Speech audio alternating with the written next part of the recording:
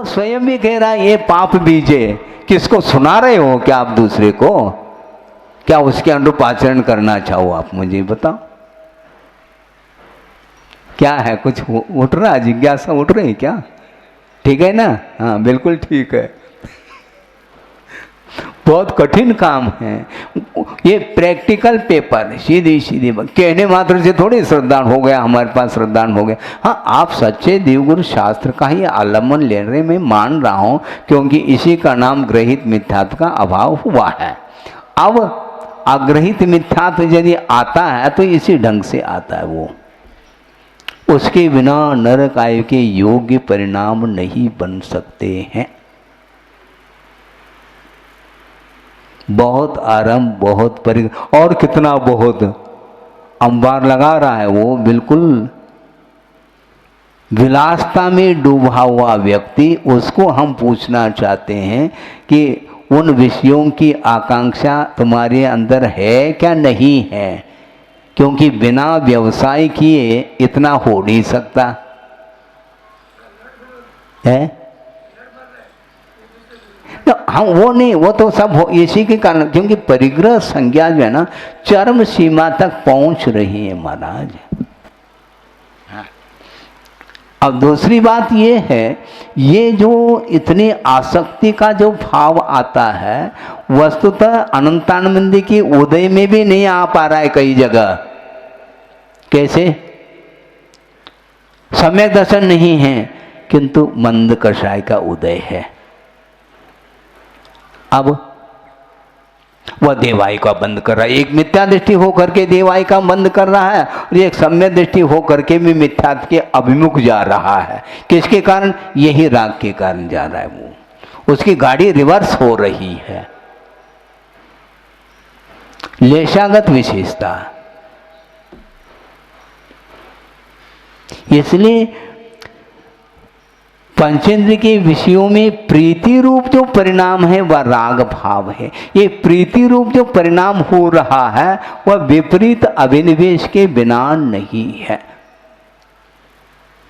और मान लो दूसरी बात ये नहीं है, क्योंकि विपरीत अभिनिवेश को मात्र मिथ्यात्व ही नहीं लेना, किंतु मिथ्यात्व, राग, द्वेष, ये सारे विपरीत अभिनिवेश ही माने जाते हैं, क्योंकि उसमें संलग्न था। राग में वह संलग्न है। पंचेंद्र के विषयों में आसक्त हुआ है। आसक्ति कहो, संलग्नता कहो, ये सारे एकार्थवाची शब्द है। इसी को विपरीत अभिनिवेश बोला है। यानी विपरीतता में प्रवेश कर चुका। अभी निवेश होते, निवेश का अर्थ प्रवेश करना होता है, वह इसका अर्थ संलग्नता उसमें आ गया। हाँ, मराठी में भी बोलते हैं लग्न। लग्न का अर्थ शादी विवाह का नाम लग्न बोलते हैं। हाँ, लग्न पत्रिका, हाँ, यानी शादी संबंधी वह पत्रिका छप रही। तो संलग्न का अर्थ ये होता है एक में होना, बाहरी पदार्थों में अटैच होने का विपरीत अभिनिवेश है। इसलिए पंचेंद्र के विषयों में यदि राग हो रहा है वह विपरीत अभिनिवेश के बिना संभव नहीं है। यदि वह वस्तु का स्वरूप सामने है तो वह राग कर क्यों रहा है? क्यों हो रहा है? तो अपेक्षाकृत अभिनिवेश अभी भी विद्यमान है। क्यों? हाँ, यही कहा।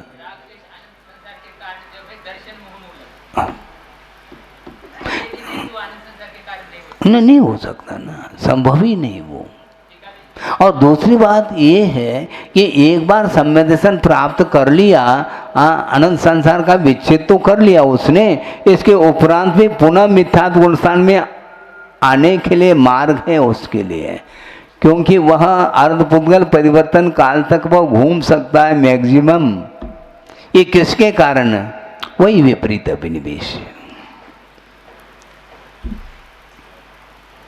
और अप्रीति रूप परिणाम द्वेष माना जाता है। पुत्र भार्यादि कल्पना देहेषु आत्म धिया जाता। शरीर में आत्मा की बुद्धि से उत्पन्न हुई है पुत्र भार्यादि कल्पना। ये पुत्र हैं, ये मेरे पुत्र हैं, ये मेरी स्त्री हैं, ये सारी में भाई है, ये सारी जो परिकल्पना है वो शरीर में आत्मा की बुद्धि के कारण ये परिकल्पनाएं उत्पन्न हो रही हैं। अब सम्यक दृष्टि होने के उपरांत भी वह ये मेरा पुत्र है कहेगा क्या? नहीं, ये क्या है? देहेषु आत्म दिया जाता।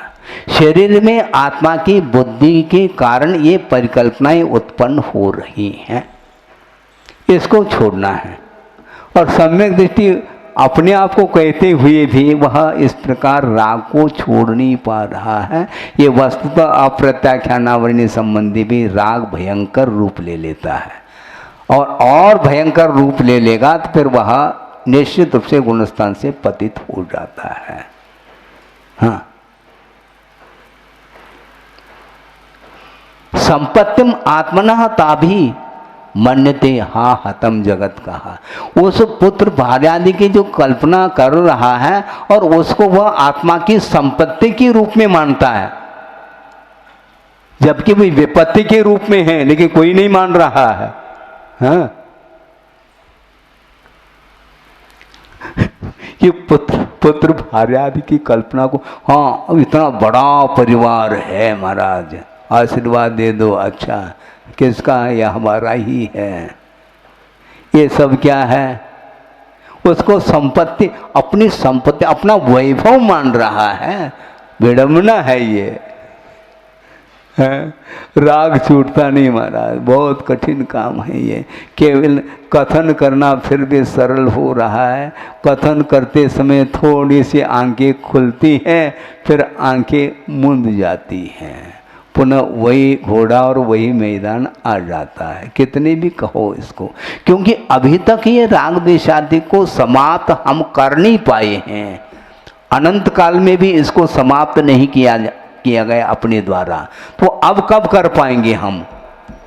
संभावना कभी कभी मतलब मन में भाव आते हैं कि ये संभव है क्या नहीं।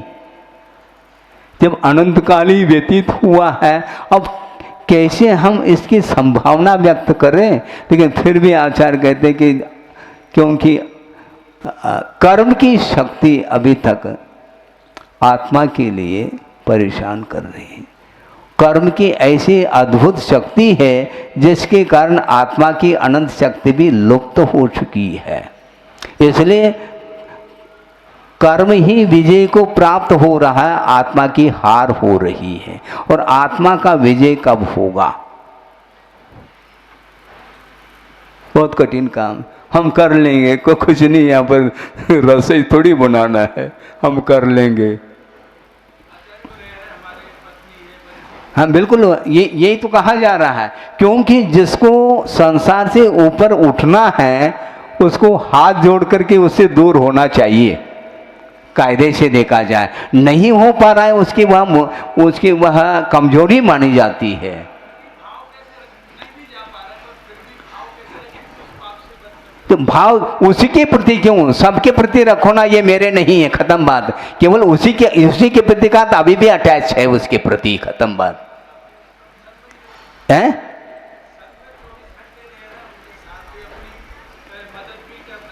किसके प्रति मदद करने का भाव है मुझे बता दो। आप जल्दी कर रहे हैं। वस्तुतः देखा जाए, हकीकत ये है कि जिसके प्रति अपनत्व का भाव है उसी के प्रति जो है ना सेवा शुश्रूषा का भाव आता है, और अड़ोस पड़ोस में कौन क्या कर रहा है उसके बारे में कोई भी अता पता नहीं है। हॉस्पिटल में मान लो कोई व्यक्ति पहुंचा है और हॉस्पिटल में हजारों की संख्या में पेशेंट हैं और एक से एक रोग से वो ग्रसित हैं और पीड़ित हैं, किंतु वह व्यक्ति उसी रूम में पहुंचा है जिस रूम में, जिस बेड पर अपना मेंबर है भर्ती है। तो और भी तो बहुत सारी भर्ती है ना, वो भर्ती है महाराज, वो उनके साथ हमारा कोई अटैच नहीं। यही तो उनके प्रति द्वेष हो गया और इनके प्रति राग हो गया। और कौन सा राग हमें बता दो ना, और कौन सा राग है? तो महाराज सब कुछ छुड़ाना चाहते हो तो आप रखो, फिर हमें आपत्ति नहीं, किंतु वस्तुतः स्वरूप क्या है ये बताया जा रहा है। हैं? हाँ हाँ बिल्कुल, वो हाँ आग कहा है, लेकिन आग जैसा लग नहीं रहना, समस्या ये है। हाँ हाँ, सरोवर है, सुनो, गर्मी है और सामने सरोवर लहरा रहा है और वहां पर वह डुबकी लगा रहा है और बोल रहा है ये राग आग दहे। कौन को सुना रहे हैं आप, हमें बता दो। ये हो क्या रहा है?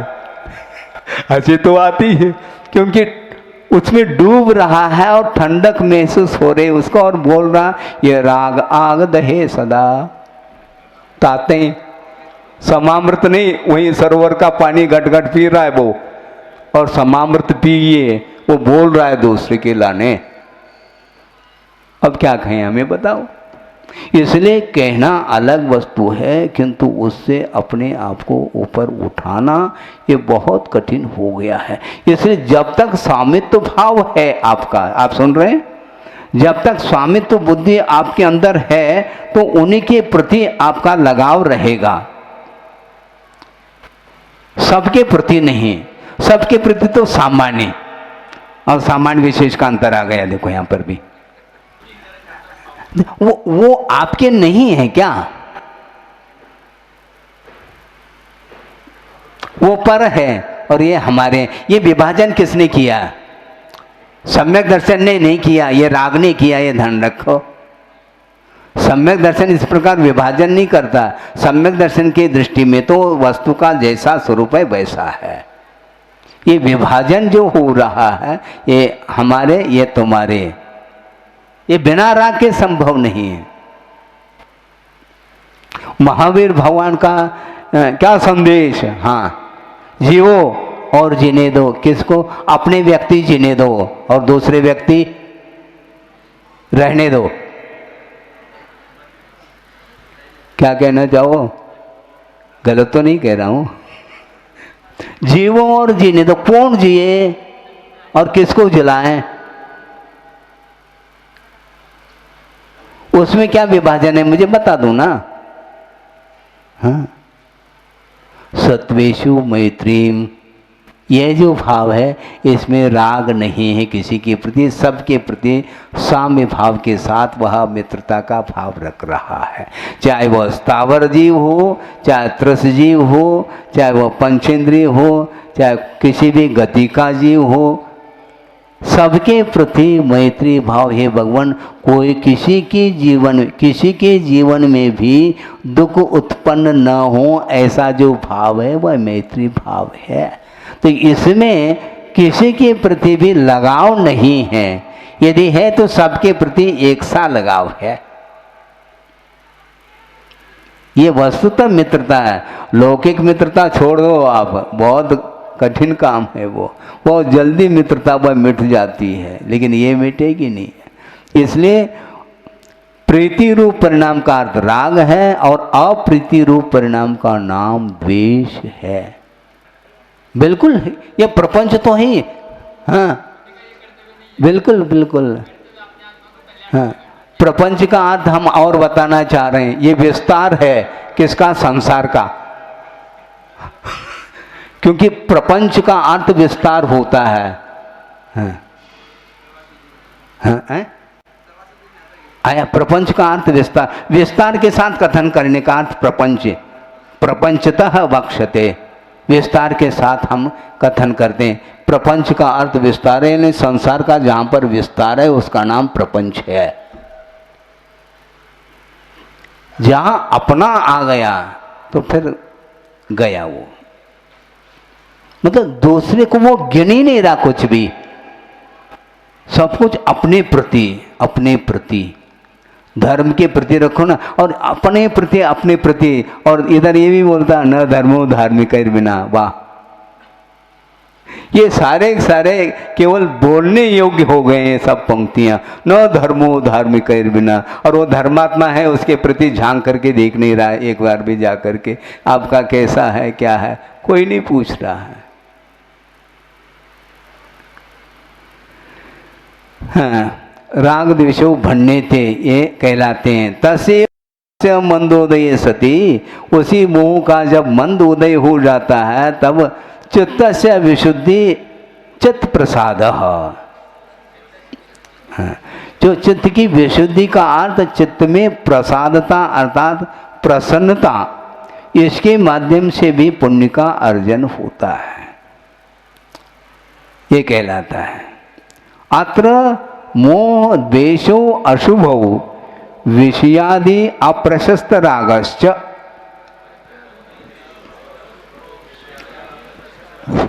यहाँ पर मोह और द्वेष ये दोनों अशुभ हैं, और विषयों में अप्रशस्त जो राग है वह भी अशुभ है। इस प्रकार ये तीनों अशुभ हो गए। और दान पूजा व्रतशीलादि रूप शुभ राग चित्त प्रसाद,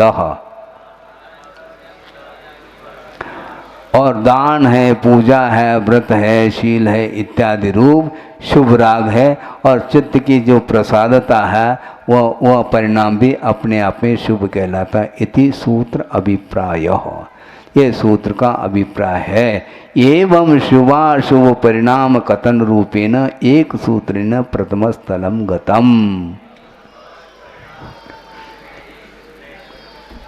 इस प्रकार शुभ और शुभाशुभ परिणाम के कथन के रूप से एक गाथा सूत्र के द्वारा यह प्रथम स्थल चला गया।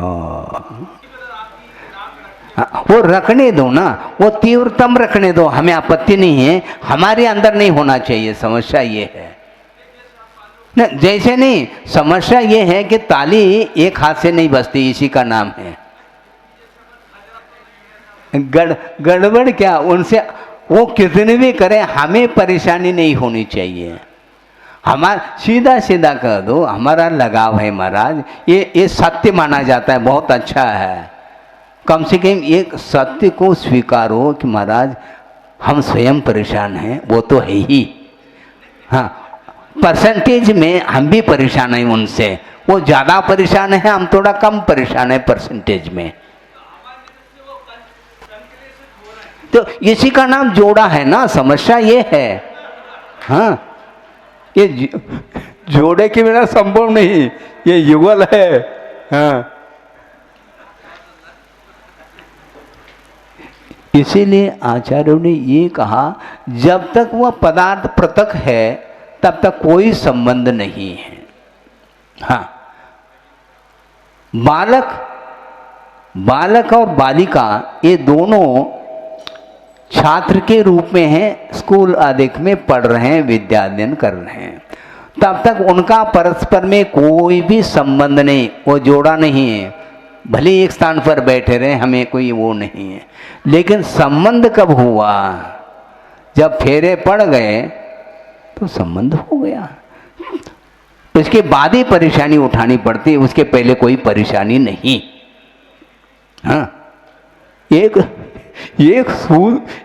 स्कूल में और एक कक्षा में 25-50 जो है छात्र और छात्राएं हैं, और उनका कोई भी संबंध परस्पर में नहीं है, राग का कोई संबंध नहीं। और धीरे धीरे धीरे जब शरीर का विकास हो जाता है और वो युवा अवस्था को प्राप्त हो जाते हैं, तो माता पिताओं के द्वारा उनका परस्पर में संलग्न अभिनिवेश शुरू हो गया। तो बस फिर वो छात्र छात्रा नहीं, वो हाँ, उनका परस्पर में जो दाम्पत्य संबंध है वही संबंध माना जाता। तो इसलिए जोड़ा के कारण परेशानी उठानी पड़ रही है, क्योंकि जोड़ा का अर्थ कुछ नहीं, जोड़ा है जोड़ा का और कुछ है अर्थ ही नहीं, जोड़ लिया है उसको, इसका नाम जोड़ा है। उसको तोड़ दो, सीधी सीधी बात है। और उसी को तोड़ना पड़ता है जिसने जोड़ा है, और जिसने जोड़ा नहीं है तो तोड़ने की कोई बात ही नहीं है, हैं? ठीक है ना? बिल्कुल मानो, क्योंकि वस्तुतः ऐसा ही है। क्योंकि अज्ञान दशा में ये सब हुआ है। अब ज्ञान होने के उपरांत उसको छोड़ने की बात करो। भले ही परसेंटेज में उसके प्रति जो लगाव है वह कम करते चले जाएं, इतना ही पर्याप्त है। बोधि समाधि परिणाम शुद्धि स्वात्मोपलब्धि शिव शोक सिद्धि चिंतामणिम चिंतित वस्तुदाने त्वामंद मानस्य ममास्तु देवी। परम पूजाचार्य गुरुवर श्री विद्यासागर जी मुनि महाराज की जय। सोह परिणामो पुण्यम असो पावन्ते हवद जीवस्व दोनम पौगल में तो भावो कम्मत्तनम पत्तो। जीव का जो शुभ परिणाम है वह पुण्य रूप है और अशुभ परिणाम पाप रूप है, ऐसा कहा। और इन दोनों के माध्यम से पौद्गलिक जो पर्याय है, भाव है, वह कर्म पने को प्राप्त होता है। कर्म वर्णा के योग्यता को लिए हुए जो कार्मण वर्णाएं हैं वे पौद्गलिक हैं, और वे सारे के सारे इन दोनों प्रकार के परिणामों के निमित्त को लेकर के कर्मत्व को प्राप्त हो जाते हैं। अर्थ यह हुआ, बिना आत्मगत भावों के निमित्त के वो वर्णाएं कर्म के रूप में परिणत नहीं हो सकती है। ये इसका अर्थ है। तत्वार्थ सूत्र में भी ये जो सूत्र आया है, शुभ पुण्यस्य अशुभ पापस्य, इसका अर्थ भी प्रासंगिक निकालना चाहिए, क्योंकि वहाँ पर विशेष स्थिति और अनुभव को लेकर के वो सूत्र को दिया है। ये एकांत नहीं है कि शुभ परिणाम के द्वारा पुण्य का ही आश्रय होता है और अशुभ परिणाम के द्वारा पाप का ही आश्रय होता है, ऐसा एकांत नहीं है। क्योंकि अष्टमादि गुणस्थानों में परिणाम तो शुभ है। योग शुभ इसलिए है क्योंकि शुक्ल लेशा के अलावा अन्य लेशाएँ वहाँ पर नहीं पाई जाती, और शुक्ल लेशा अपने आप में शुभ योगात्मक ही है। तो उसके माध्यम से भी पाप का आश्रय हो रहा है ज्ञानावरणादि कर्मों का, किंतु वह कर नहीं रहा है। श्रेणी में 10वें गुणस्थान तक ज्ञानावरणी, दर्शनावरणी और अंतराय, इनका ये सारे घातिया कर्म माने जाते हैं। इनका आश्रय भी वहाँ पर हो रहा है, किंतु होते हुए भी उसमें स्थिति और अनुभाग जो पड़ेगा वह नगण्य पड़ेगा।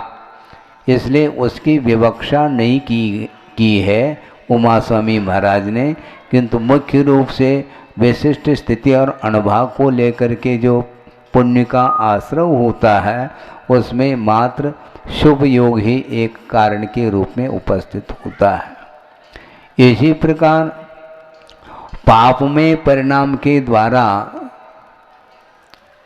पाप का ही आश्रय होता है, ऐसा अनिवार्य नहीं। पुण्य का भी होता है। कैसा बोलो? अशुभ योग के द्वारा पाप का आश्रय होता है, ये क्लियर है, किंतु अशुभ योग के द्वारा एकांत से पाप का ही आश्रय होता है, ऐसा नहीं कहा जा सकता। जैसे समझने के लिए मिथ्यात्व गुणस्थान में कोई नरकायु का बंद कर रहा है, तो नरकायु यह पाप प्रकृति है क्या पुण्य है? पाप है, किंतु उसके साथ पंचेंद्रिय का बंद कर रहा है, वह पुण्य प्रकृति है। क्या है क्या नहीं? पंचेंद्रिय के अलावा नरकाय का जो बंद करता है वह कभी भी एक इंद्रिय आदि का बंद नहीं कर सकता, पंचेंद्रिय का बंद करता है। तो अब सामने वाले के मन में ये भाव या विकल्प आ सकते हैं, महाराज उस पंचेंद्रिय रूप पुण्य प्रकृति के बंद से क्या प्रयोजन है, क्योंकि नरक जा रहा है वो। इस प्रकार के पुण्य से क्या प्रयोजन, ऐसा विकल्प आता है। किंतु इसका भी समाधान आगम के माध्यम से दिया जा सकता है। हम उसी विषय को आपके सामने रखना चाहते हैं। नरकाय का बंद कर लिया, ये तो अनर्थ तो कर ही लिया उसने, किंतु पंचेंद्रिय के माध्यम से पंचेंद्रिय जाति नाम कर्म के बंद करने से लाभ ये है कि वहाँ पर सम्यक दर्शन की भूमिका बनती है। एक इंद्रिय में कभी भी सम्यक की उत्पत्ति संभव नहीं है, हाँ, किंतु वहाँ पर वह पंचेंद्रिय है, तृष्णाम कर्म का बंद कर रहा है, पंचेंद्रिय जाति नाम कर्म का बंद कर रहा है। ये सारे सारे पुण्य प्रकृति मानी जाती हैं और इसके माध्यम से वह वहाँ जा कर के सम्यक की भूमिका उसकी बनती है। इस अपेक्षा से लाभ तो है, क्योंकि एक इंद्रिय ने नरकाय का बंद तो नहीं किया उसने, मात्र मनुष्य का बंद कर सकता अथवा तिरंज का भी कर सकता है, देव का भी नहीं करेगा और नरकाय का भी बंद नहीं करेगा। किंतु नहीं करते हुए भी, मनुष्य का बंद करते हुए भी वहाँ पर सम्यक की उत्पत्ति उसे नहीं हो सकती है। वह पंचेंद्रिय का भी बंद कर सकता है, किंतु उसका उदय वहाँ पर नहीं आने वाला। एक इंद्रिय में एक इंद्रिय जीव पंचेंद्रिय का बंद करता है जो कि पुण्य प्रकृति है, मनुष्य का बंद कर रहा है यह भी पुण्य प्रकृति है, किंतु इसका उदय उस पर्याय में संभव नहीं है। वहाँ से निकलने के बाद मनुष्य पर्याय में आ करके उसका जब उदय होता उस समय उसके लिए लाभ है। इस प्रकार अर्थ ये हुआ कि पुण्य रूप जो शुभ परिणाम है वह शुभ परिणाम के द्वारा विशेष रूप से स्थिति और अनुभव को लेकर के पुण्य का आश्रय होता है, और उसी समय जो पाप का आश्रय हो रहा है उसमें नगण्य स्थिति और अनुभाग पड़ता है, क्योंकि श्रेणी में ज्ञानावरणी, दर्शनावरणी और अंतराय कर्म का आश्रय हो रहा है, कर नहीं रहा है, किंतु शुक्ल लेशा के साथ भी इन पाप प्रकृतियों का आश्रय होता है, ये कहा जा रहा है। अर्थ यह है कि शुक्ल लेशा वाला है, इसलिए वह हमेशा एकांत रूप से वह पुण्य का ही आश्रवक होता है, ऐसा नहीं, उस समय भी पाप का आश्रय कर सकता है।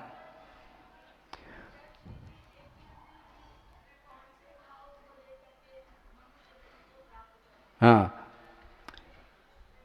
कषाय की मंदता में, हाँ, मंद कषाय के उदय के कारण वह मनुष्यायु का बंद करता है, क्योंकि एक इंद्रिय से लेकर के असंगी पंचेंद्रिय तक जो बंद की व्यवस्था चल रही है वह पुरुषार्थ मूलक नहीं, परिणाम होते हुए भी परिणाम का कोई भाव उनके अंदर नहीं आता है। ये नहीं समझना चाहिए कि अल्पारंभ परिग्रत्वम मानुष्यस्य, ऐसे परिणाम उसके हो रहे हों, मैं मनुष्य आयु का बंद कर लूँ, ऐसा नहीं। ऑटोमेटिक जो है ये परिणमन है वस्तु का कि बुद्धिपूर्वक भी आश्रय होता है तो अबुद्धिपूर्वक भी आश्रय होता है, ये इसका फलितार्थ निकलता है। अबुद्धिपूर्वक विकास और एक बुद्धिपूर्वक विकास, और एक बुद्धिपूर्वक विनाश और एक अबुद्धिपूर्वक विनाश। तो महाराज अबुद्धिपूर्वक विनाश कैसे होगा?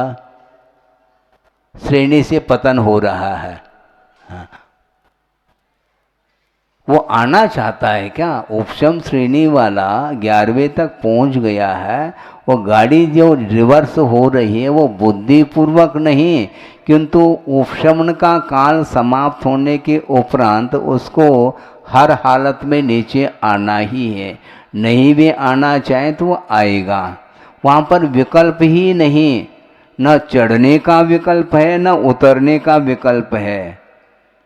हाँ, वहाँ पर तो वह निर्विकल्प दशा है, और उस निर्विकल्प दशा के साथ अंतर्मूर्त गुजरने के बाद वह निश्चित रूप से नीचे आता है। इसी का नाम अबुद्धि पूर्वक विनाश हुआ। क्योंकि 11वें से 10वें में आ गया तो सूक्ष्म संप्राय, सूक्ष्म लोभ का उदय हुआ। इस प्रकार क्रम से उतरता चला जाएगा, और मान लो मरण हो जाए श्रेणी में तो सीधा चतुर्थ गुण स्थान में भी आ सकता है और देवगति को प्राप्त हो जाएगा। ये सब व्यवस्था जो चल रही है वह बुद्धिपूर्वक ही है, ऐसा हर जगह नहीं लगाना चाहिए। संगी पंचेंद्रिय की जो चेष्टाएं होती हैं श्रेणी को छोड़ करके नीचे, उनकी चेष्टाएं बुद्धिपूर्वक ही होती हैं, ऐसा इसका अर्थ है। मुझे ज्ञात नहीं, मुझे ज्ञात नहीं, ऐसा नहीं कहना। आपको ज्ञात नहीं, आप गए कहाँ पर हैं? आपको कुछ भी ज्ञात नहीं है तो हम ये मान के चलेंगे कि आप निर्विकल्प समाधि में हैं, तो ऐसा मानना पड़ेगा अपन को। ऐसा नहीं है, मुझे ज्ञात नहीं, इसका नाम अज्ञात भाव नहीं है। अज्ञात भाव का सीधा सीधा कई लोग अर्थ निकालते, मुझे ज्ञात नहीं, उसका नाम अज्ञात। किंतु आचार्यों ने अज्ञात भाव की परिभाषा ऐसे नहीं बनाई है। उन्होंने ये कहा, पूज्यपाद स्वामी ने, मदात प्रमादात वा अनवबोध्य प्रवृत्ति अज्ञातम। उन्माद के कारण और प्रमाद के कारण बिना सोच विचार किए जो प्रवृत्ति होती है उसका नाम अज्ञात कहा है। इसलिए जिस समय संसारी प्राणी विषयों में डूबता है उसको उस समय होश हवास नहीं है कि मैं क्या करने जा रहा हूँ, मेरे द्वारा ये करने योग्य क्या है, नहीं करने योग्य क्या है, इसका कोई भी उसको भान ही नहीं है। इसका नाम अज्ञात कहा। और होता ऐसा ही है। उस समय वह इस प्रकार वह लोभ में आ जाता है, उस समय ज्ञान काम नहीं करता। हाँ, ज्ञान उसमें काम नहीं कर सकता, क्योंकि उस समय ज्ञान नष्ट हो चुका होता है। क्योंकि कषाय की वृद्धि के कारण, सुबह ये बात आई थी धवला में कि प्रसंग आया है कि किसी ने जिज्ञासा रखी कि कषाय को, कषाय जीव का गुण है, कषाय जीव का गुण है। तो आचार्य कहते हैं जीव का गुण नहीं है वो, क्योंकि जीव का गुण मान लिया जाए तो हानि क्या है लाभ क्या है बताया जा रहा है। जो को आप गुण के रूप में स्वीकार करेंगे तो जिस प्रकार ज्ञान गुण हमेशा बना रहता है, तो उसी प्रकार कषाय की भी, कषाय का क्षय नहीं हो सकता यदि गुण के रूप में स्वीकार करते हैं तो। है गुण त्रैकालिक है, कषाय त्रैकालिक थोड़ी है। कषाय जीव का गुण नहीं है। यदि गुण है तो वह गुणांतर का विरोधी नहीं हो सकता, ये कहा गया है। वह गुणांतर का विरोधी नहीं हो सकता, अर्थात कषाय के सद्भाव में ज्ञान नष्ट नहीं होना चाहिए, जबकि कषाय की तीव्रता के समय पर ज्ञान में हानि होती है, ऐसा लिखा। ज्ञान यदि नष्ट होता है, सीधा कारण बताया कषाय की वृद्धि।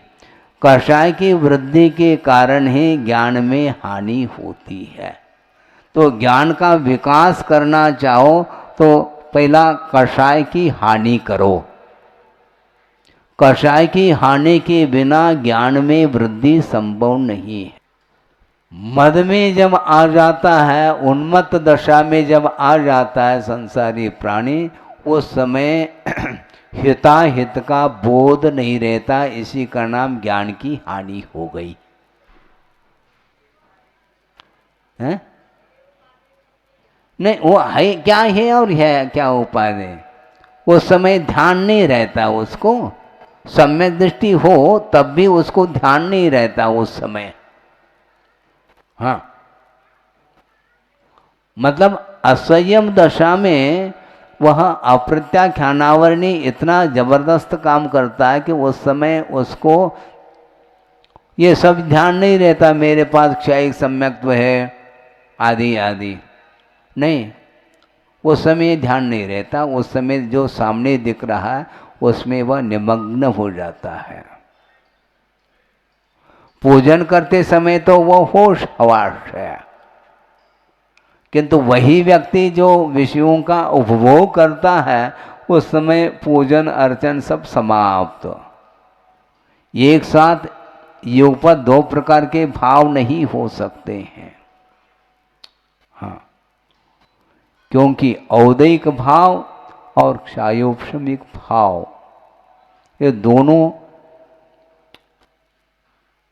क्षोभम होना अलग वस्तु, ये बहुत अच्छा हम विषय रखना चाह रहे हैं कि सम्यक दर्शन सक्रिय कब होता है, किस दशा में होता है, इसको समझना है।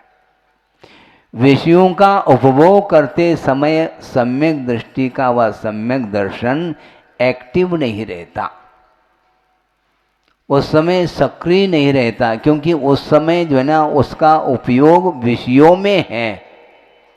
सम्यक तो वर्धनी क्रिया उस समय नहीं हो रही है। हाँ, सम्यक को बढ़ाने वाली क्रिया, भोजन की क्रिया कभी सम्यक को बढ़ाने वाली हो सकती है क्या? बताओ ना, है? भोजन की क्रिया सम्यक को बढ़ाने वाली थोड़ी। चैत्य, गुरु, प्रवचन, इनके प्रति पूजादि लक्षणा या क्रिया सा सम्यक्त वर्धनी इति सम्यक्त क्रिया, सम्यक्त को बढ़ाने वाली वो क्रिया मानी जाती है।